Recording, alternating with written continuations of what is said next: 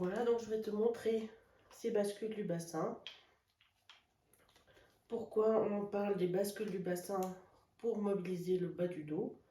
C'est simplement parce que le bassin, lorsque l'on le bouge, il va entraîner la mobilité du bas du dos. Et c'est un peu la plus simple des façons d'amener le bas du dos au mouvement. On peut aussi, bien sûr, bouger le bas du dos par le mouvement du haut du corps, donc en se penchant en avant, ou bien en se tournant avec les épaules, et aussi avec la flexion latérale sur le côté, avec le haut du corps. Mais on peut aussi bouger le bas du dos avec les bascules du bassin. D'abord, qu'est-ce que c'est le bassin? Le bassin, c'est simplement les deux os iliaques collés à coller avec le sacrum. C'est pas vraiment collé, ils sont simplement articulés avec les articulations des sacro-iliaques, mais il y a assez peu de mouvement. Et puis devant, ils se rejoignent par la symphyse pubienne. Donc le bassin, ça représente ces trois os, l'os iliaque, les deux os iliaques et le sacrum.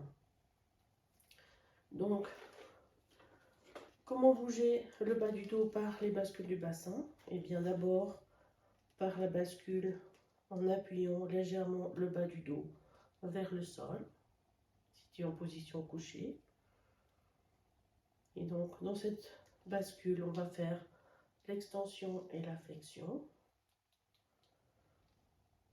Et on va modifier l'ouverture qu'on aura vers ces articulations postérieures de la colonne.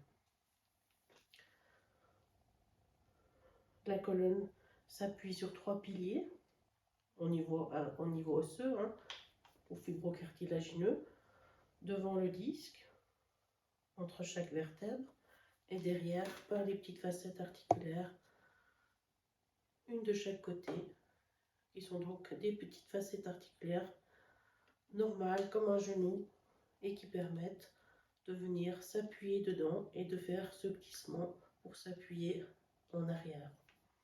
Donc ce simple petit mouvement de bascule du bassin permet de modifier, voilà, un bout du bassin qui se casse la figure, modifier un petit peu l'ouverture qu'il y a entre les facettes articulaires et de voir si ce mouvement est libre ou bien s'il y a déjà des douleurs ou des problèmes. Le deuxième mouvement, c'est la flexion latérale. Donc dans la flexion latérale, on va remonter le bassin d'un côté, puis le descendre et remonter de l'autre. Donc le mouvement qui va être induit, ce sera donc une flexion latérale où on va un petit peu plus, si tu veux, s'appuyer sur un côté de la colonne et puis de l'autre. Donc ça c'est si on le fait debout, et si on le fait couché, eh bien le bassin va monter d'un côté et embarquer la colonne avec. Donc aujourd'hui on essaye de faire un mouvement pur, c'est-à-dire une seule direction, pour bien sentir si le mouvement est libre ou s'il y a un étirement ou bien une douleur à la compression. Et le troisième mouvement, c'est la rotation, où là on laisse simplement la colonne tranquille et là on vient tourner les deux genoux qui viennent embarquer le bassin et faire une petite rotation lombaire. La rotation au niveau lombaire, elle est minime, de 1 à 2 degrés par vertèbre. Donc c'est un tout petit mouvement. On va aller d'une crête iliaque, d'une sacro-iliaque à l'autre. Et si tu veux aller plus loin, tu vas embarquer un petit peu plus la rotation dorsale. Voilà pour ces trois bascules. Pourquoi c'est important de connaître vraiment bien ces bascules et de le faire en pratique souvent? C'est pour mieux connaître ton dos, mieux connaître dans quel état il est, si ces trois mouvements sont libres, s'il tolère bien l'extension et un début de flexion, si ce mouvement est libre, si la flexion latérale est libre des deux côtés, est-ce qu'elle est symétrique des deux côtés, et puis les rotations simplement permettent aussi de donner un petit peu de mouvement et voir si le corps tolère cette petite rotation. Ces bascules du bassin, c'est le meilleur moyen aussi de détendre ton dos. Simplement en faisant 10 répétitions de chaque mouvement. Et si tu veux répéter une deuxième fois ces 10 fois, tu verras que ton dos aura changé. Il y aura déjà moins de tension.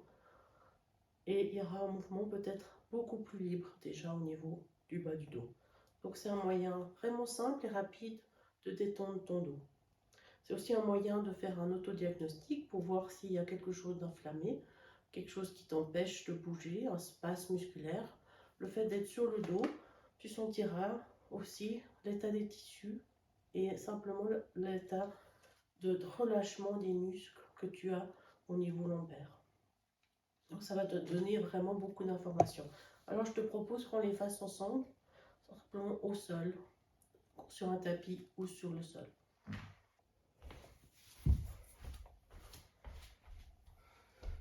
Voilà, donc pour faire tes bascules du bassin, tu peux t'installer tranquillement sur le dos, les pieds dans le prolongement des hanches et simplement prendre le temps d'allonger le haut de la colonne, de bien poser les épaules, les bras, le bassin et bien respirer tranquillement.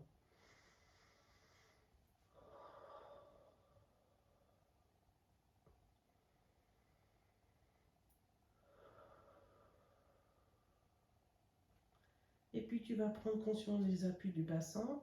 Est-ce que tu sens ton sacrum, ton bassin au sol? Est-ce que tu sens un petit espace au niveau du bas du dos? Est-ce que les côtes, région thoracique est bien relâchée? Si tu as le menton qui se soulève de beaucoup, tu poses un coussin pour que tu puisses avoir la nuque bien en longueur. Et puis dans cette position-là, tu peux venir un petit peu prendre les repères osseux au niveau de la crête iliaque et puis venir rouler le bas du dos en direction du sol.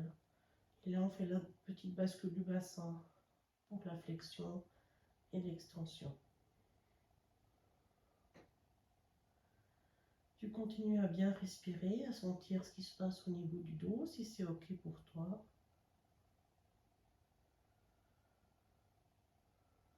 Et tu veilles à ne pas utiliser la force des jambes pour pousser les jambes, pour pousser avec les jambes pour faire ce mouvement. Tu essaies de bien utiliser les muscles du ventre pour faire ta bascule du bassin.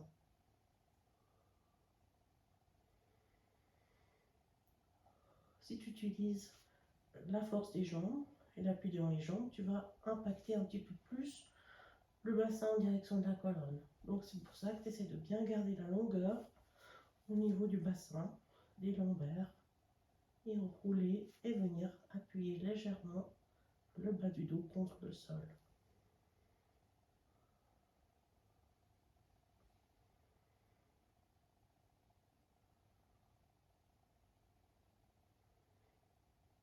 Et là, tu peux aussi observer qu'est-ce qui se passe en haut de la colonne. Est-ce que le menton se soulève quand tu appuies le bas du dos? Ou bien est-ce que tu arrives à maintenir la longueur au niveau du haut du corps?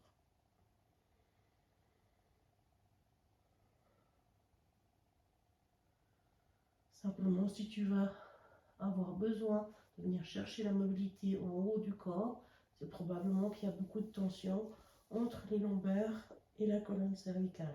Donc gentiment, essaie de garder un petit peu de longueur au niveau cervical et observe ce qui se passe.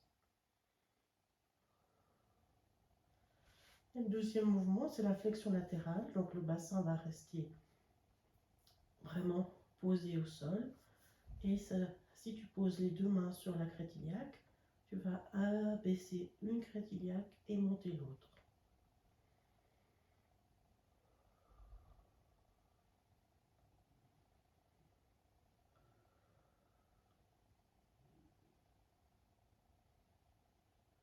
Est-ce que le mouvement est symétrique? Est-ce qu'un côté est douloureux?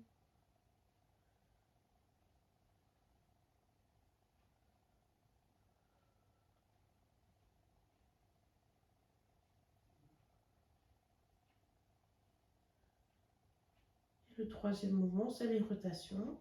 Et là, tu peux rapprocher les deux pieds ensemble, les deux genoux ensemble, ouvrir un petit peu les bras. Et là, tu viens juste basculer les genoux d'un côté de l'autre.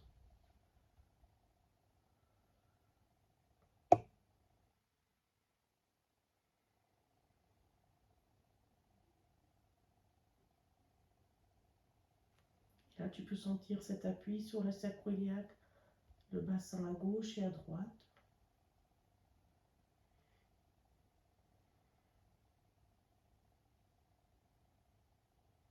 Tu peux aller un petit peu plus loin. Et tu peux rajouter aussi la tête d'un côté et de l'autre si tu veux.